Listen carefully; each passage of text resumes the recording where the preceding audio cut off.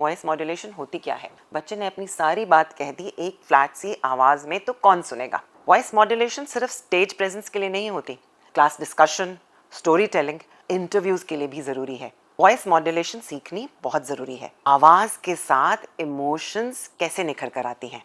Communication का जमाना है और इस स्किल की बहुत डिमांड है। नमस्ते दोस्तों, वेलकम बैक टू पेरेंटिंग की पाठशाला, जहाँ पर पेरेंटिंग होती है फन एंड इजी।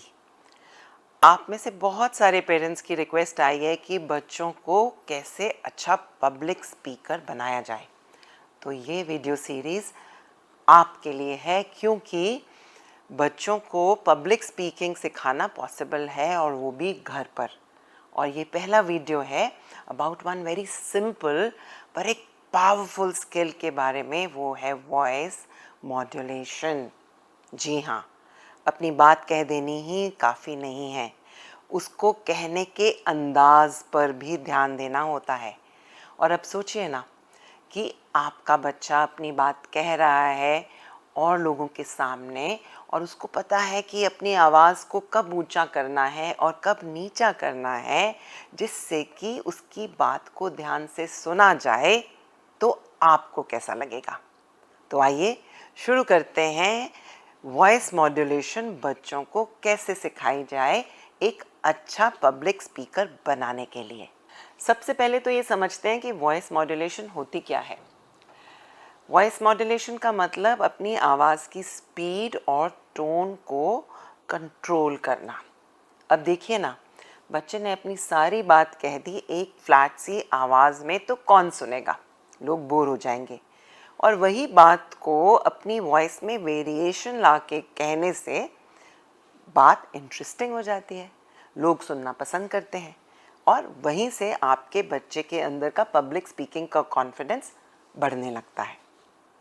अब हमने ये जान लिया कि वॉइस मॉड्यूलेशन होती क्या है, तो ये भी समझ लेते हैं कि वो ज़रूरी क्यों है। वॉइस मॉड्यूलेशन सिर्फ स्टेज प्रेजेंस के लिए नहीं होती, बच्चे की लाइफ की डेली एक्टिविटीज़ जैसे कि क्लासरूम प्रेजेंटेशंस, प्रोजेक्ट्स दिखाना, क्लास डिस्कशन, स्टोरी टेलिंग और आगे जाकर इंटरव्यूज़ के लिए भी ज़रूरी है। कम्युनिकेशन का ज़माना है और इस स्किल की बहुत डिमांड है, तो वॉइस मॉड्यूलेशन सीखनी बहुत ज़रूरी है। और सबसे अच्छी बात यह है कि वॉइस मॉड्यूलेशन हम घर पर भी सिखा सकते हैं। तो आइए जानते हैं कैसे। तो बात करते हैं अबाउट 5 सिंपल एक्टिविटीज़ जिससे बच्चों को वॉइस मॉड्यूलेशन घर में ही सिखाई जा सकती है। और उनमें से सबसे पहली एक्टिविटी तो हम सब करते हैं बच्चों के रात के सोने से पहले, वो है स्टोरी टेलिंग। तो क्यों ना इस स्टोरी टेलिंग में थोड़ा सा ड्रामा ले जाया जाए। अगर हमने कहना है कि शेर आया, तो क्यों ना हम कहें कि शेर आया, बिल्ली आई मियाऊं और मैं डर गया। ऐसे कहानियाँ पढ़ने से हमने देखा होगा कि बच्चे हमारी बात को बहुत ध्यान से सुनते हैं। धीरे धीरे उन्हें समझ में आ जाता है कि आवाज़ के साथ इमोशंस कैसे निखर कर आती हैं। तो जब ऐसा कहने से बच्चे हमारी बात ध्यान से सुन रहे हैं और वो अपनी बात आवाज़ को मॉड्यूलेट करते हुए, कहानियाँ कहते हुए कहेंगे, तो जाहिर सी बात है कि पब्लिक स्पीकर तो वो अच्छे बन ही जाएंगे। अब दूसरी चीज़, मिरर प्रैक्टिस। उनके कमरे में एक मिरर लगा दीजिए। सब बच्चों को अपने आप से बातचीत करना तो बहुत पसंद होता है। कभी वो टीचर बन जाते हैं, कभी वो किंग बन जाते हैं, कभी वो भालू बन जाते हैं, या फिर कभी कभी घर घर खेल रहे होते हैं। उनको इनकरेज कीजिए कि अपने आप को देखकर, अपनी आँखों में देखकर वो पूछें और अपनी सारी बात अपने आप को सुनाएं, और अपने आप कहते हुए अपने आँखों के एक्सप्रेशन को भी वो नोट करें। यहाँ पर आप बच्चों को एक और एक्टिविटी दे सकते हैं मिरर के सामने। आज का दिन बहुत अच्छा था। अब यही सेंटेंस आपने बोलना है हैप्पी मूड में। आज का दिन बहुत अच्छा था। यही सेंटेंस आपने बोलना है एंग्री मूड में। आज का दिन अच्छा था। यही सेंटेंस बोलना है एक सैड मूड में। मिरर को देखकर बच्चे अलग अलग इमोशंस को एक्सप्रेस करना सीख जाते हैं। और रोल प्ले एक्टिविटी मिरर से लेकर एक छोटे से घर की ऑडियंस के सामने भी आप कर सकते हैं। बच्चों को बोलिए कि अपनी टीचर की तरह बात कीजिए। बच्चों को दूसरों को मिमिक करना और कॉपी करना भी बहुत पसंद होता है। कॉपी करते करते बच्चे वॉइस मॉड्यूलेशन ऑटोमेटिकली सीख जाते हैं। और चौथी चीज़, टंग ट्विस्टर।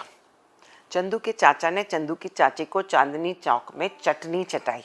मतलब एक ही लेटर को अलग अलग तरीके से कैसे कह देना है, एक टंग ट्विस्टर के ज़रिए से बच्चों को प्रोनंसिएशन की तरफ लेकर जाता है।